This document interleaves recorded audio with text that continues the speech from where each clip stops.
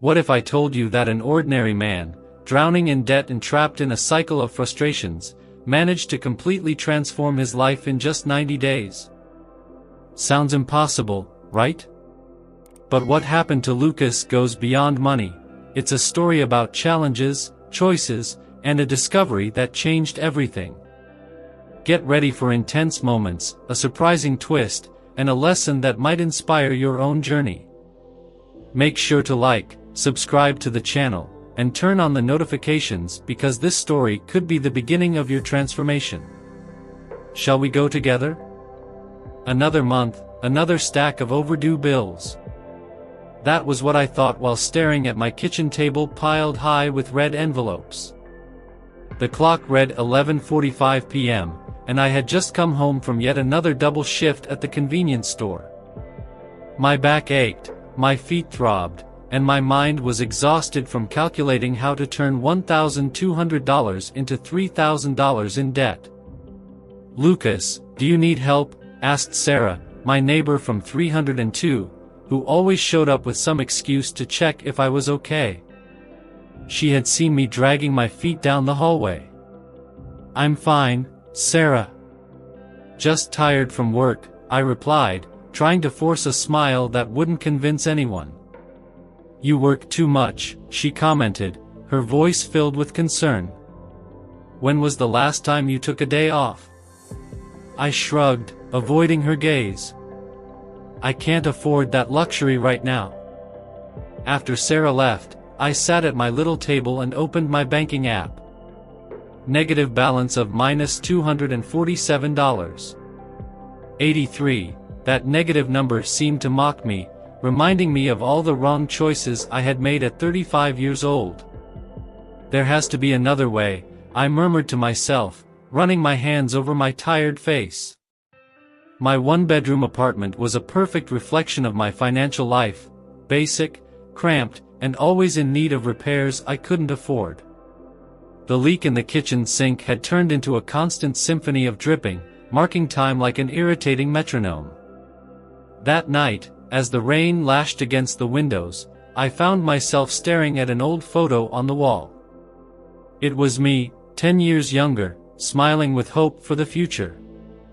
What happened to that guy? I asked aloud. My phone buzzed. It was a notification from the bank. Your automatic payment of $450 for rent will be debited in 48 hours. Damn! I slammed my hand on the table, making the bills tremble. The sound echoed through the empty apartment, amplifying my loneliness and despair. Lisa, my supervisor at the store, had warned me earlier. "Lucas, I know you need the money, but these double shifts are killing you. You can barely concentrate." "What more can I do, Lisa?" I had replied at the time. "The bills just keep coming." Now, sitting alone in my apartment, that conversation echoed in my mind. The truth was I was caught in a vicious cycle. The more I worked, the more tired I became, and the less capable I felt of changing my situation. A loud thunderclap shook the windows, and for a moment, I stared at my reflection in the fogged glass. Deep circles under my eyes, slumped shoulders, a defeated look that I barely recognized. "There must be something more," I whispered to my reflection. "Something I still haven't discovered. There has to be a different path."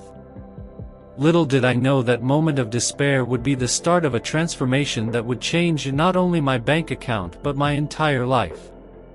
It was my lunch break, and as usual, I was sitting in the small storage room at the store, eating a cold sandwich while scrolling through my phone. That's when an ad caught my attention. "Is your money not enough?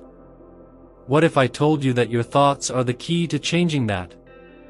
Normally, I would ignore something like this, but the presenter's voice had something different. It was calm, confident, without that desperate salesman tone I despised. "Hey, Lucas, are you watching that self-help nonsense?" Mike, my coworker, walked into the storage room laughing. "It's not nonsense," Lisa, our supervisor, who was also there, replied. My sister completely changed her life after she started studying manifestation. Manifestation? I asked, genuinely curious. It's like a universal law, Lisa explained, sitting next to me. Your thoughts and feelings create your reality. If you believe you will always be poor, guess what? You will remain poor. That sounds a bit too magical, I commented, skeptical. I thought so at first, Lisa smiled. But try giving it a chance.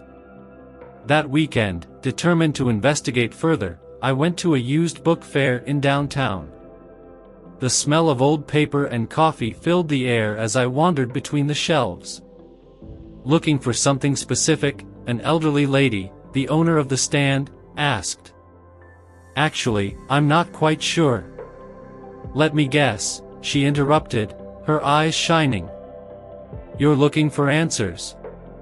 Before I could respond, she bent down and picked up a dusty book. The Secret of Prosperity, I read aloud.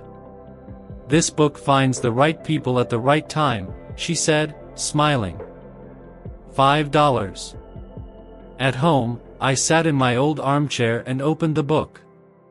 The yellowed pages had a peculiar smell, as if they held ancient secrets.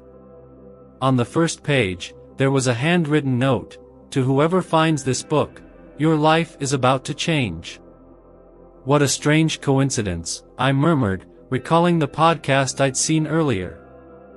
I began to read, and for the first time in years, I felt something different growing inside me. It wasn't exactly hope, it was more like a spark of possibility. What if? I thought, letting the question linger in the air. What if there really is a way to change all of this? That night, I slept with the book beside my bed, unaware that those old pages would be the first step in a transformation I never imagined was possible. It had been a week since I started trying to practice those manifestation techniques. Every morning, I looked at myself in the bathroom's foggy mirror and repeated, I am worthy of abundance. Money flows to me naturally. But on that specific morning, when I opened my banking app, reality hit me like a punch to the stomach, minus $436. 28, what a joke, I muttered, throwing my phone onto the bed. What abundance is this that only brings me bills? At work, Sarah, my coworker at the adjacent register, noticed my discouragement. Still trying that manifestation thing? She asked during our break. That's just what I needed, Kevin, another coworker, chimed in.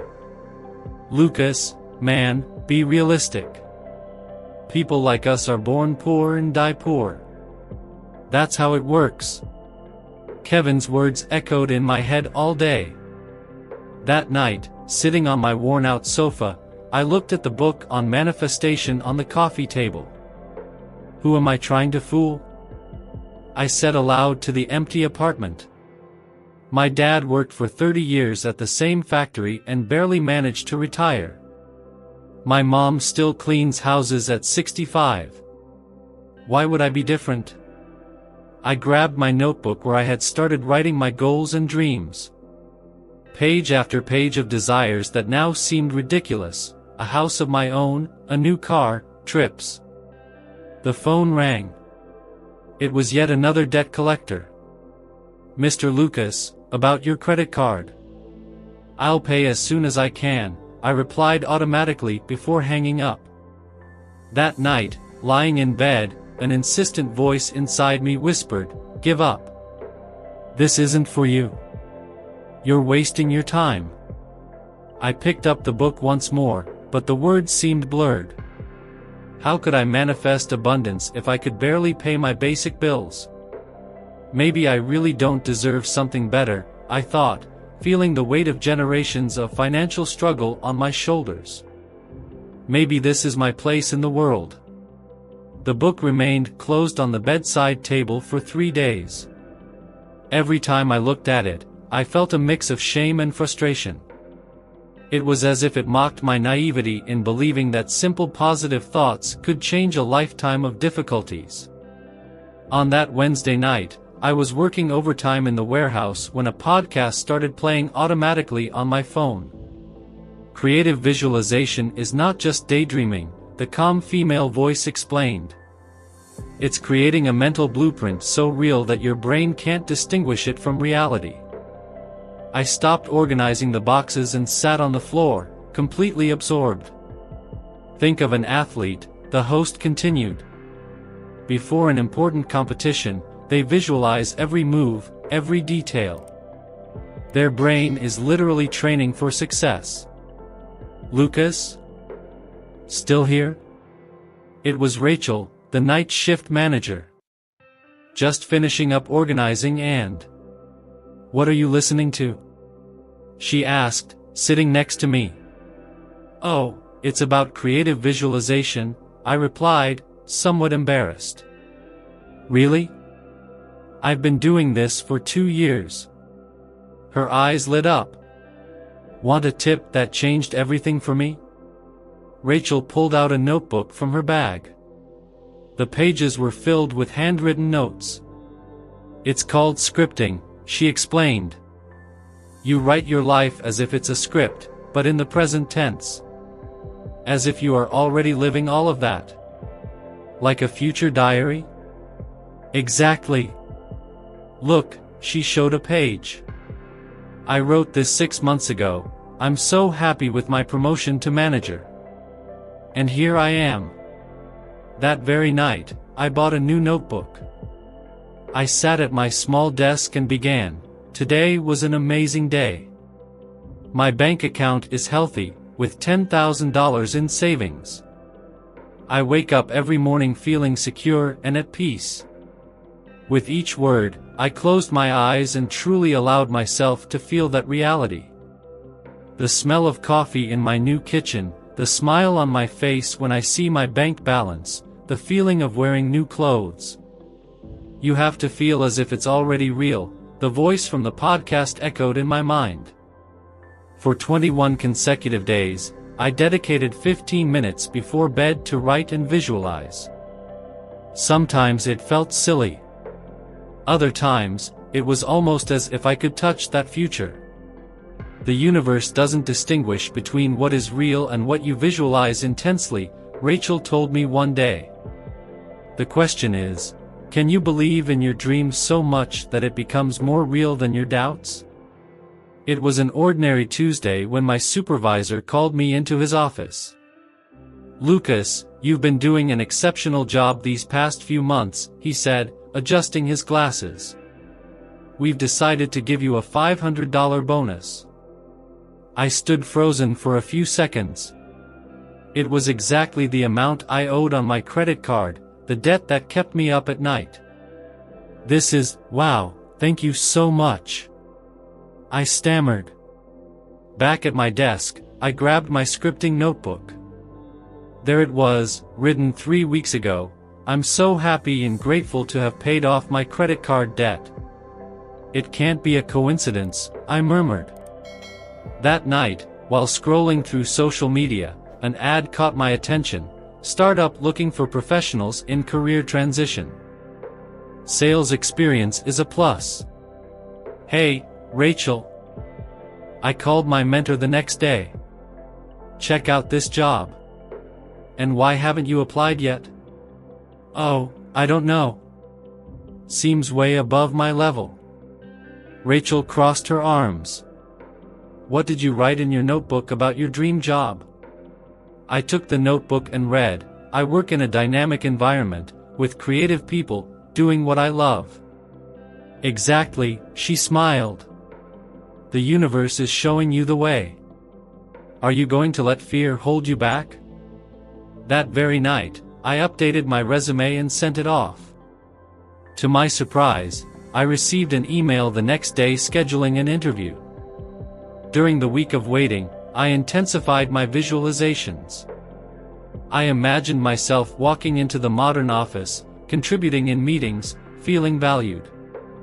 The phone rang on a Thursday afternoon. Mr. Lucas? This is Tech Solutions.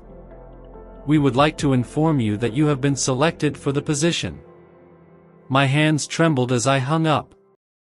I ran to the bathroom and looked at myself in the mirror, the same mirror where, weeks earlier, I repeated affirmations without really believing them. "It's happening," I whispered to my reflection. Sarah, my colleague, noticed my expression when I returned. "What's with that face?" "I got a new job," I said, still processing it. "At a startup." "That one you thought was too much for you?" She smiled. "See? Sometimes we set limits on ourselves."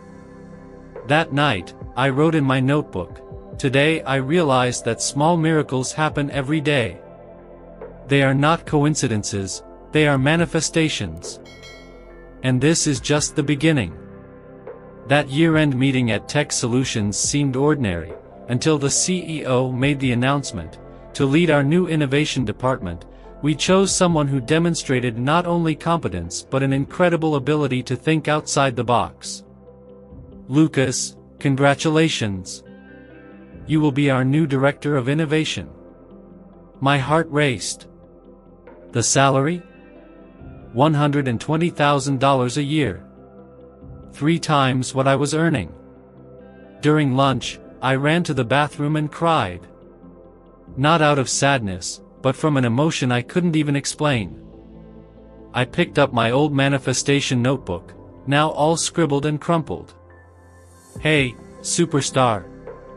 It was Rachel knocking on the door. "Can I come in? I have a proposal for you." She entered with a different sparkle in her eye.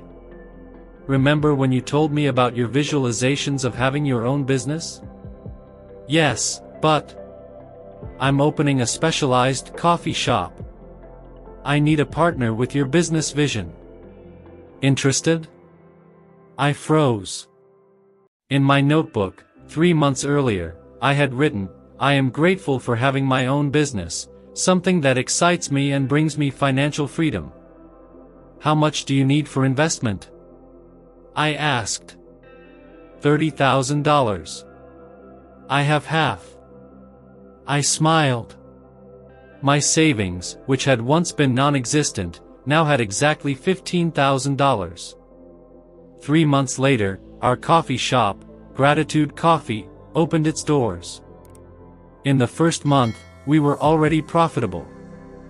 That night, alone after closing, I sat at one of the tables in the cafe. The aroma of coffee still lingered in the air. I picked up my old notebook and began to flip through it. Suddenly, I realized something that gave me chills. Money wasn't the most important thing. It was me. I had changed. "Lucas?" It was Sarah, my former colleague, who had become a regular customer. "Still around?" "Just reflecting," I replied. "You know, I used to be so afraid of everything. Of trying, of failing, of succeeding. And now? Now I know the biggest block was here." I pointed to my head. "Prosperity has always been available.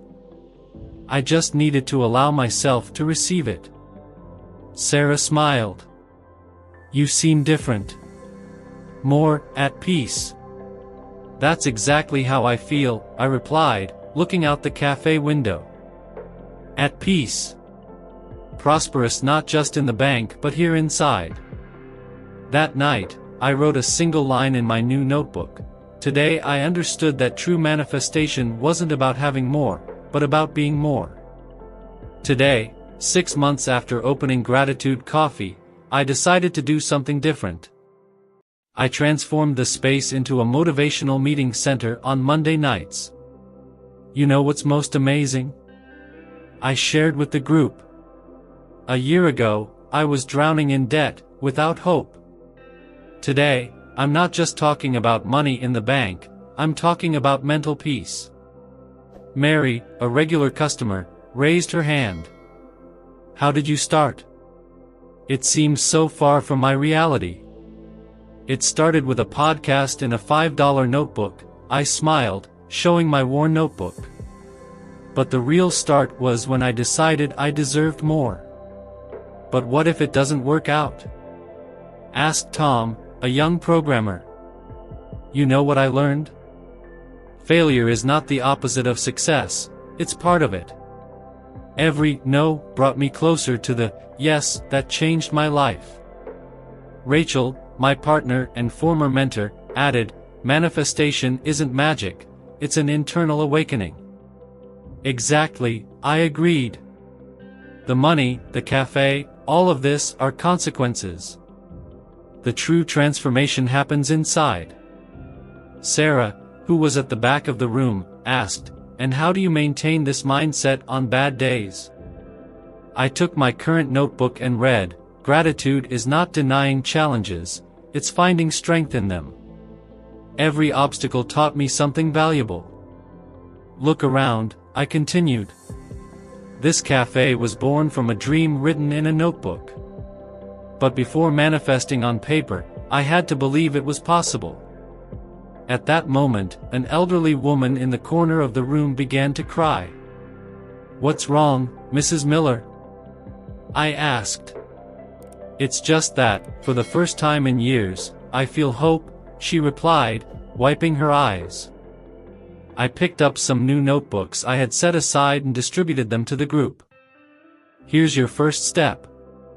The first page is blank, waiting for your story. It's not about writing what you want, it's about recognizing who you already are. The silence in the room was palpable. 20 people, each with their new notebook, ready to start their own story. And remember, I concluded, change begins with a thought, grows with action, and multiplies with persistence. The life you dream of isn't as far away as it seems.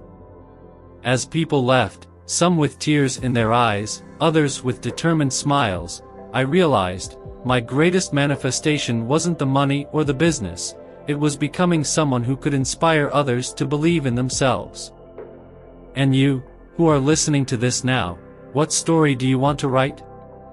Your blank page is waiting. The universe conspires in favor of those who have the courage to dream and act. Start today. Start now. This story showed that true transformation begins within us. What part inspired you the most? Leave your comment, we want to know your opinion. Don't forget to like this content to support it and subscribe to the channel to follow more stories that can change lives. Turn on the notification bell so you don't miss any videos and help spread this message of hope and overcoming. Your participation is essential for us to reach more people who need inspiration like this.